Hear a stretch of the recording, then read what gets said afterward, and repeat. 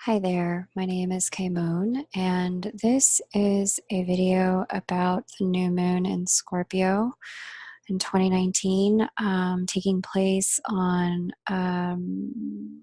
October 27th, 2019, 11:38 p.m. Eastern Time. If you are closer to Greenwich Mean, I think that looks like 5:38 a.m. on the 28th. And we're also talking about Pacific time, 8:30, nope, yeah, 8:38 p.m. So, there's a very interesting energy about this new moon. I say that every new moon, don't I? Um,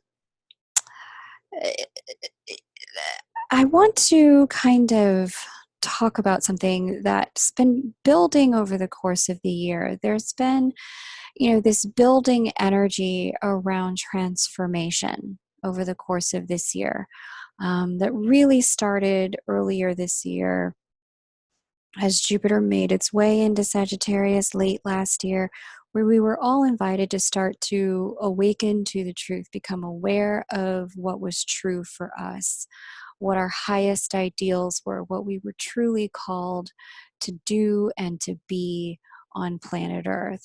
And wherever Sagittarius sits in your chart is where that awareness would have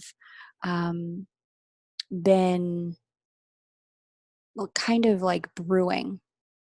And as Jupiter made its way through the chart this year, through that sign of Sagittarius, did a retrograde, came forward with the last full moon, was fully out of the retrograde zone. And now with this new moon, there is this,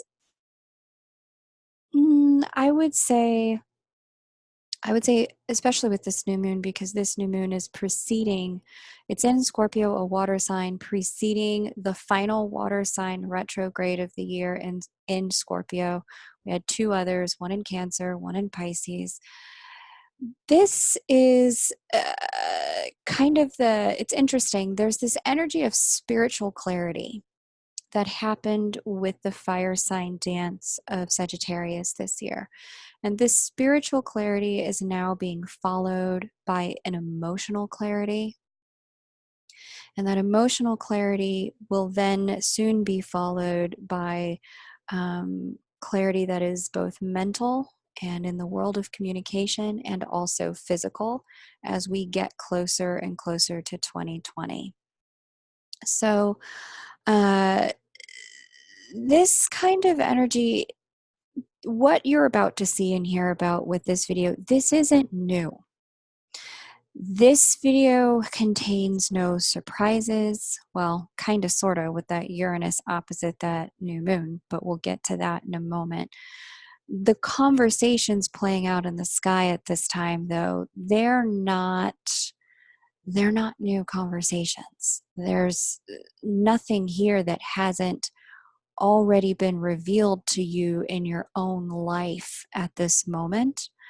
The only thing that's happening at this moment in time is a little bit of a quickening as the tension from the Aries full moon into this Scorpio new moon ratchets up. And it's almost as if, the universe is holding our fingers to the fire on making sure that we take that spiritual clarity into the world of emotional clarity and prepare it to be brought into action in the next 60 days. So, we're coming into this kind of energy, interestingly, especially because this is a new moon in Scorpio, and we've got that Mercury retrograde in Scorpio bringing mental clarity and communication to the alchemical processes and things that have died, Scorpio, in the coming weeks. There is this little bit of energy from the universe. I have already told you and I have shown you what needs to happen here. When are you going to get it? How many more tower moments do you need? How many more shocks? How many more surprises? How many more sleepless nights? How many more you know, nagging feelings dragging on from day to day, week to week, month to month, how much more of that is needed before you start to actually do what's required? That's kind of a heavy energy. And for those of you in need of a tower moment, not to fear, the universe will provide with this new moon, not to fear. So let's get into some of the specific energies. Uranus sitting opposite this new moon here. Here's Uranus. Here's the new moon, both at 4 degrees, one in Taurus, one in Scorpio. Um, there is this energy of the higher self really starting to chime in on the physical world about the things that need to, Scorpio, die and transform, come to completion. The things that it's time to allow to move into the transformative cycle. Uranus being that higher self and the divine speaking to us in that internal way because it's retrograde.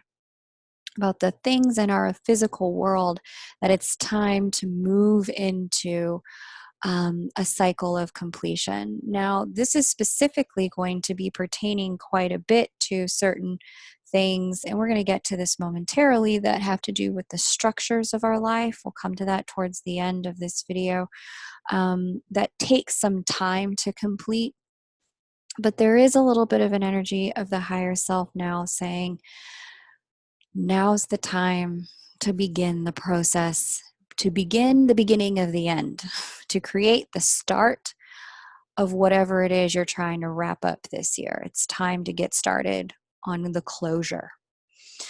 With a sextile of this new moon to the south node, one of the interesting signatures of this new moon is the ability to pull transformative pieces from our past lives, ways in which we have transformed before, ways that we have from past lives. Remember how to be able to let go. Remember how to, crawl into that cocoon and, deconstruct as a caterpillar and turn into a butterfly. There's some past life and past in this life capacities that we can pull from if we're just willing to look back there, reach back there, and grab it. So that we can leverage what we've done before for this new beginning.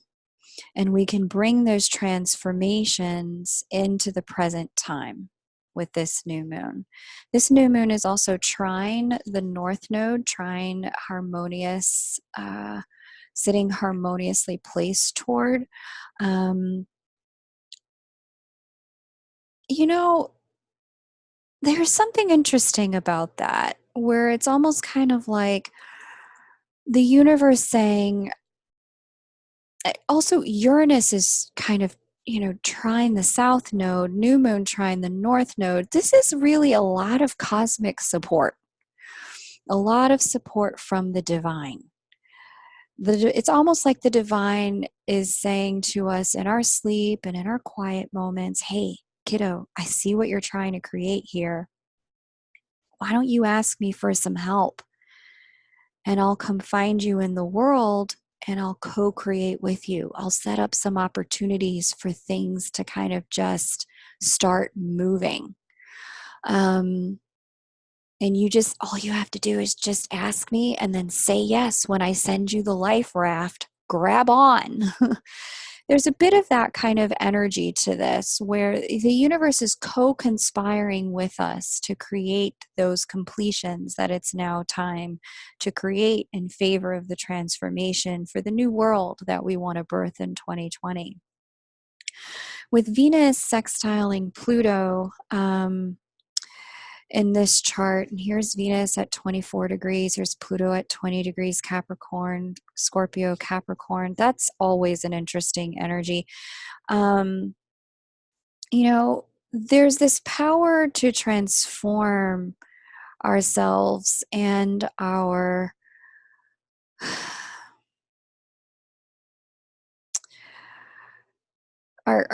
ability to kind of just become what's required, to become what's needed. It's this ability to shapeshift, um, to like see what's needed and to just kind of switch into that mode. Almost like an actor walking onto stage and just becoming their character, almost like, you know, an instructor walking into a room and putting their personal life aside and stepping into professor mode and really teaching that which really needs to be taught to the students. There is this energy of, if needed, we can switch into whatever's required of us, to make this transformation happen. But because it's a sextile, there's also this energy of you're going to have to work for it a little bit. You're going to have to at least be in recognition of what's needed and no longer be in denial. And with the spiritual clarity that came over the course of the entire year, the universe was benevolent in giving us quite a lot of time around certain spiritual truths this year. And not just benevolent in giving us those truths, benevolent allowing us time to integrate those truths. That Aries full moon creating a catalyst last month, this Scorpio new moon creating the emotional clarity to start to integrate what this may mean for us emotionally. Now there's like this, if you're truly wanting this to work out a way other than your instincts have already told you that it's supposed to, there's some rude awakening energy here with that Uranus opposite the new moon. There's Uranus kind of ripping the wool from the eyes, pulling the rug from underneath and going, I'm going to need you to face some facts about yourself and about your life for all of us, which is, it can be a little disturbing if we've been in denial in any way as this slower process has unfolded over the course of the year. And denial has many forms, right? Most of the time we think of denial as a blatant repudiation of the facts. But oftentimes, denial can masquerade as confusion. It can also masquerade as, uncertainty and hesitation, and a feeling of hesitation that says, not quite right, not quite time. Oh, like it can manifest itself as a constipation in the world of taking action. And so this particular new moon, the series of moons from that Aries full moon, this Scorpio new moon, the Taurus full moon, rolling into the new moon that'll be in Sagittarius, this series of moons walking us into the end of the year, and the solar arc from Scorpio, death and alchemy, Sagittarius, rebirth of truth, Capricorn, manifestation of the truth in the physical world. All of the solar pattern and the lunar patterns as we move into the end of this new year are all kind of going, your constipation is not allowed here at this point in time. It will just quickly turn into diarrhea. I am so sorry for the toilet jokes, but they're the most illustrative at the fingertips of my mind at this moment in time. And so there is an ability for slow movement, steady movement as we head into the end of the year, if we're not letting ourselves get into patterns of constipation, but instead letting ourselves move into, patterns of like, okay, it's time for this methodical piece of action. Step one, let me not think about the rest of it. Let me just take step one. Okay, and when called, let me take step two. Let me not think about what comes after this. Let me just focus on step two. That kind of thing is what's really asked of us. So, Venus also being in conjunction with Mercury and Pallas in Scorpio, Mercury being mind, Pallas being protection, Venus trining out and Mercury trining out to some degree, Mercury, that Pluto in a shape shifting kind of way, Venus being in the sign of her fall. There's a shadow side here that's just as available to us to take as a fork in the road as our higher selves. And I vaguely remember talking about this during Taurus season. And it's interesting that we're having this conversation now in the opposite season of the year, Scorpio season, where there's a fork in the road and we've got two choices, high road, low road, which are you going to take? Because this particular Venus energy in fall in Scorpio brings out the shadow side of Venus. And instead of doing her divine attracting best, she's just clingy. She's clingy. And in this particular configuration with Scorpio can be defensive, despite also being deeply sensual. It's almost like using like sex to get what we want, or using kind of like our sensuality to avoid dealing with certain truths. Or using our sensuality to avoid having to shapeshift and become what the moment actually calls for from our higher selves. There's also this Jupiter square with squaring Lilith and Neptune. So here's Jupiter here, 22 degrees Sagittarius, sign of truth. Here's Lilith and Neptune out here, waning square. You know, Neptune and Jupiter have done this square dance all year, where there's been this opportunity for self-deception all year long. And so, you know, as the square separates and Lilith starts to take a bit more of the conversation with Jupiter, because she's at 19 degrees, Jupiter's at 22. She's the closer energy in the square here. And Jupiter conjunct Ceres, and Ceres really kind of being the recognition of the moment when the harvest is ripe. And with that sickle formation, we're recognizing when it's time to, you know, bring in the harvest because it's done growing. Any more time on the vine, it's going to turn to rot. There's a little bit of, with this combination, Lilith, my way or the highway, you know, I need it this way or I'd rather have nothing at all. And Jupiter in that square in the sign of truth, it's like all the parts of us that are needed to execute on this thing that we know it's time to execute on, it's like they're not yet fully cooperating. There's a bit of a dogged unwillingness to believe what it's going to take in order to get there. A little bit of stubborn clinging to the belief it can't possibly require that of me, that sacrifice, that risk. It can't possibly require that. But yeah, it actually is going to cost that. It does. And so there's this internal grumbling kind of going on, a lot of miniature ego deaths and, you know, battles with the self. It's almost like this energy of, you know, fights with multiple internal toddlers as we move forward, which can make the days long and exhausting as we get to thinking about, or we get to around to doing the thing that needs to be done to wrap this year up, to bring the truth that has arisen this year into fruition so that 2020 can start on a different note for us.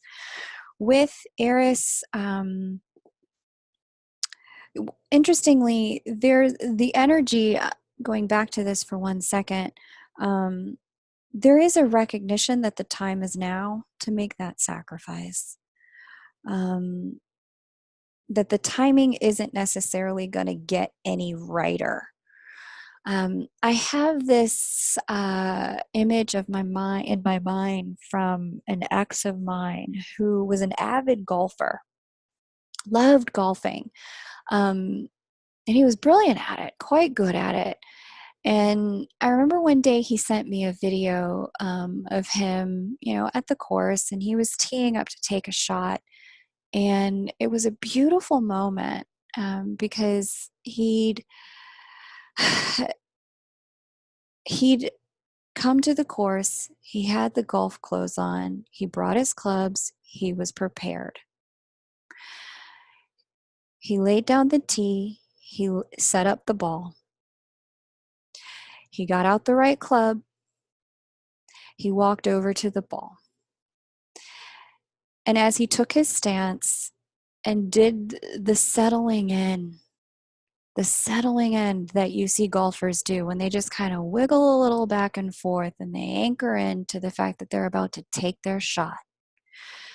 As he did this whole thing, like a light bulb went off in my mind around timing and the necessity of being able to shoot your shot at the right time. Because he'd done everything that there was to do prior to shooting his shot. The only thing left for him to do was to just relax, aim, and swing. That was it. That was it. That was all there was left to do. And so this energetic moment of this new moon in Scorpio is a bit like that, especially with this Jupiter square Lilith, Jupiter conjunct Ceres, all this energy that I was just talking about with, Venus and Pluto, Uranus opposite Scorpio. There's this little bit of like, I have known I have needed to pull this trigger. Okay, it's time. There's nothing left to do but to make this happen. And simultaneously, I talked about this kind of clingy energy from Venus. And she's, there's another, kind of low road also shown in the chart here with Eris square Pluto. Eris has this representation, this energy called discord in astrology, where anytime Eris feels slighted or disenfranchised or not belonged, Eris just goes about the business of, just caught wreaking havoc with people instead of, taking the high road, speaking up about it, recognizing this wasn't fair. And so now I need to go deal with it and speak my piece. Eris will just tit for tat, undercut you because you undercut them. And with Eris square Pluto, what we get is this energy of like, nah, I'm not going to take the high road. This is an energy of just giving up and pretending it's all in God's hands, pretending like we don't have any power to make this happen, pretending like we're a victim of the circumstances that predated this moment. This is also being resentful enough of our power to not use it, or by opposition, to abuse it. Those are two sides of the same coin around disproportionate relationships to power, where we pretend like we don't, like we're so much a victim that the only way to get what we want is to completely lash out and ride roughshod all over other people's boundaries or senses of self or anything that we've created before now. F it, hands in the air, destroy it all. Or there's this energy of like, F it, I've done everything I can do. God, it's up to you. God's already told you what you needed to do this year. That was God's part, was to speak into your heart. The rest of it is up to us. Um, so, the low road here is allowing ourselves to feel really victimized by quote unquote the system or quote unquote the way it works. Like we never were complicit in the situation in the first place. Um, so, yeah, not a fun energy, um, but certainly an enlightening one if we're choosing to see the truth. Um, Vesta opposite Mercury and Pholus in this chart. Here's Vesta out here in the sign of life, Taurus, and opposite Mercury. Oh, not Pholus, Mercury and Pallas. There is a little bit of, dogged rigidity in standing one's ground and not giving up. And not willing to give up that piece. Like, but I worked so hard for that. Or, but God, please, you don't really want me to sacrifice this thing, do you? Yeah, it's going to cost that in order for us to get to the place that we really want. So, the shaman's asteroid opposite Chiron. This is a lot of the energy of cutting the poison out of ourselves with our own hands, recognizing how we have been complicit in the situation that is now needing to come to an end. Um, with Eris opposite the creation goddess, unfortunately, there's also a little bit of willingness to be manipulative in the chart to create a quote unquote new way to avoid the harder work we're being asked to do. A lot of dark energy here, folks. There's also high road energy here as well, which I've spoken to. It's just a matter of who are we going to be in the face of some of our hardest moments? Who are we going to choose to be? Who am I in the face of witnessing how my own, dog has come back to bite me, or my own ish has come back to haunt me? Who am I? Am I a victim? Am I a hero? Am I neither? Who am I? So Pholus in Capricorn is sextiling this new moon, and I would really be remiss if I didn't mention it, given the very wide orbs that I use in my work. An orb, for those of you, not into astrology, is just simply the number of degrees apart particular planets or asteroids are as they make their conversation with one another, whatever conversation that is, square, sextile, trine, etc., opposition. With Pholus at 0 degrees Capricorn, Pholus, I'll real quick just kind of revisit the mythology because I've mentioned Pholus a couple of times this year. I've also left Pholus out a number of times because Pholus went retrograde in the final degrees of Sagittarius. There are multiple accounts about, the way Pholus got the wound that cost Pholus his life.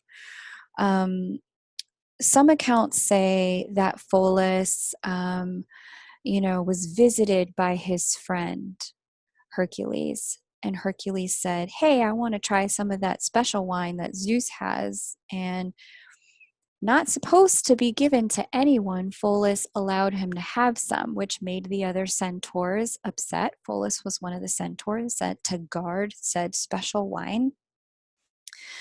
And a war broke out between these centaurs and Hercules, and Pholus got injured by one of the poison arrows that Hercules had and lost his mortality. Other accounts of the story go that, Pholus did his duty, protected the wine, Hercules demanded it, and a war broke out, and the other centaurs came, and you know, Pholus got injured. And yet, third accounts say that after the entire thing was over, Pholus picked up one of the poison arrows to see what had killed his brethren, only to drop it on his own foot and then kill himself. So, in either way, there's this energy about Pholus, where Pholus just really represents being caught between a rock and a hard place and finding oneself collateral damage to an issue that you would have never necessarily created for yourself in the first place. It's just more a matter of being found in that place at that time. Not necessarily wrong place, wrong time, just in that place at that time. And then a cost being exacted of you that is difficult to pay. So with Pholus at 0 degrees Capricorn, now moving into a new sign out of its retrograde for the year, all of us have moved into a season of sacrifice in our lives as it pertains to the structures and the patterns that haven't served us fully, but that we've been complicit to. And by complicit, I've used that word a few times. I mean with the things that we've just gone along with, that we've complied with, that really have not worked for us.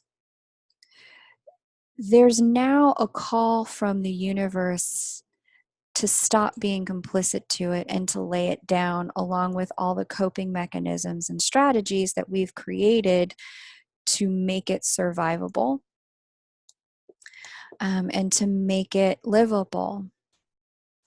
This is big deal energy because it's heralding the beginning of the completion of our complicitness with the problematic structures and patterns, not only in our individual lives, but also in our physical world, because Capricorn also represents institutions like, banks, higher education, institutions of marriage, etc., institutions.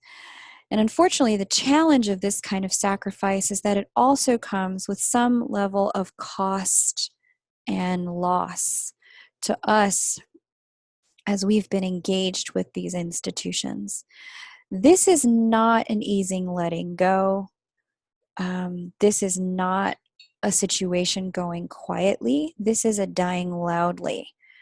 The thing, whatever Capricorn represents in your chart, the thing, it's just not going to go quietly despite the fact that it needs to go and it has to go and that now's the time. What's interesting about this to me is, Capricorn can represent so many things in different people's charts, right? So, Capricorn in this chart sits in and governs the 6th house of health and well-being, but it's also known as the house of undoing by others, the house of sabotage.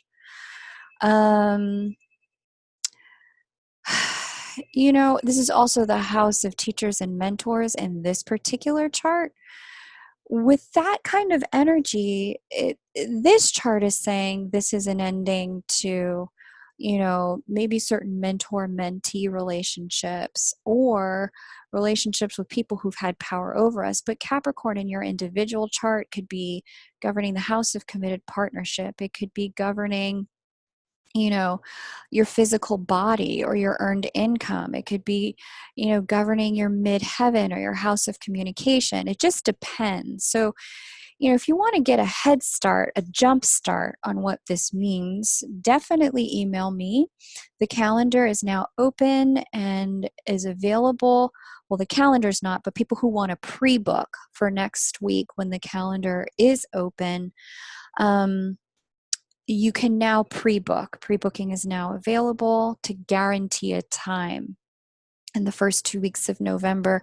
There will be less time in the second 2 weeks of November, as in the United States, which is where I live, we'll be celebrating the Thanksgiving holiday, and I will be off on one of my usual reading days. So if you want to guarantee time in November, this period coming up is probably one of the best ones to do it in, and pre-booking is the best way to do that. Now, with Neptune square Saturn, there is something inside of us that's a little bit like, ooh, just hold on a little longer, just put in a little more work. It's a little bit of an inability to just cut our losses.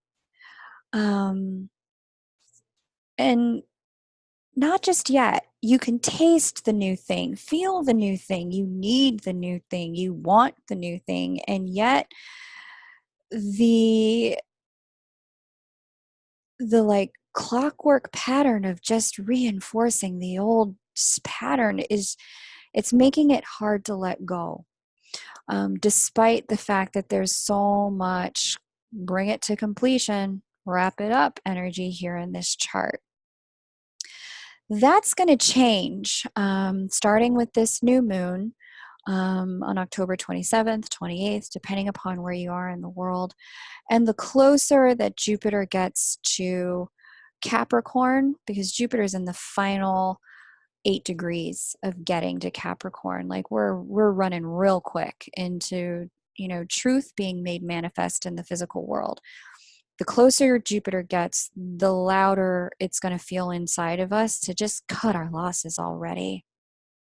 And the closer Jupiter gets to that conjunction with Saturn and Pluto, especially now that Pholus has joined the party, the louder it's going to feel internally, that it's time. It's not only time, it's past time.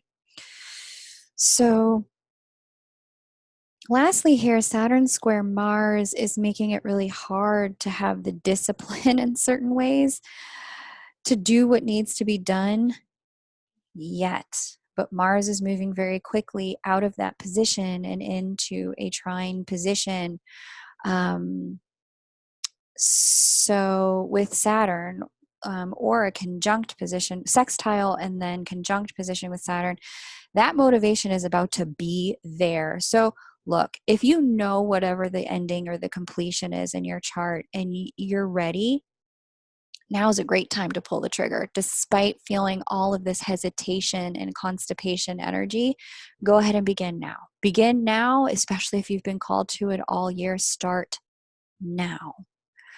Especially if you know this is going to be a process for you. Start now. Because the longer we wait, it just doesn't get any easier. The moment doesn't get any righter. The ending is already on our doorsteps. Because for most of us, whatever pattern or structure this is, it's something that's really corroded and undermined our ability to keep growing, depending upon which area of the chart we're talking about. Like I said, this could be marriage, it could be health, it could be, our belief systems, our communication styles. And this is tricky because the messages and patterns may have been so spread out over time for some people. And it could really be that you are sitting in confusion. Remember what I said about confusion earlier. It's not always confusion. Sometimes it's just unwillingness to do what has to be done. But because these messages can have been so spread out over time, it can, for some, be tricky to discern. But the faster you make the jump, faster we each make this jump, the easier our lives are going to be. And the faster we'll be able to see, actually, this isn't so bad on the other side. The only time things are really bad on the other side is when we've dragged something out and we've failed to take the action needed when it was time, when we've waited too long and then we've had to pay double for something that we should have done a long time ago. So, if you'd like to get a reading with me, details are in the description box below. Just email me at chrysalismoon@gmail.com. You'll be able to find the instructions so that you can make your payment now. Prepayment is now open. The calendar opens next week to those who have prepaid first. So if you know you want to guarantee time in November, I will be taking some holiday time off at the end of November, so it makes less sessions available in November. Prepaying is the best way to guarantee that. Thank you so much, and I look forward to hearing how this resonates for you in the comments. Please share the video with anyone who needs to hear it. Like, subscribe, and hit that bell button.